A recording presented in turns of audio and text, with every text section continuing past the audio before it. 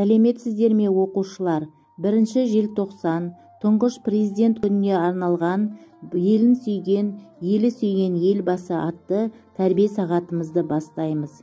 Еліміздің тұңғыш президенті Нұрсұлтан Әбішұлы Назарбаевтың өмір баянымен таныс болыңыздар. 1940 жылы 6 шілдеде Алматы облысы Қаскелең ауданы Шымалған ауылында дүниеге келген. 1967 жылы Қарағанды металлургия комбинаты жанындағы жоғары техникалық оқу орнын бітірді.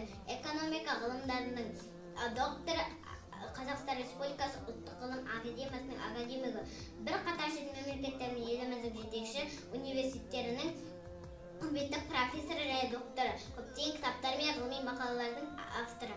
Ауыр күнді артымызға тастауы, қиын сәтте қиындықтан қашпауы, тілім, дінім, ұлтым қайта көгерген елбасымыз Нұрағанның бастауы, туды ұстап, тура жолға түсіріп, жас отанның өмірінде түсініп, елім жерім деп ұрандап тайсалмай бір керемет жасадау кісілік. Ата-бабам мың сынаққа шыдаған, тәңірден тек тәуелсіздік сұраған, азаттықтың ақ таңы үшін тер төккен тұңғыш қазақ президенті Нұраға.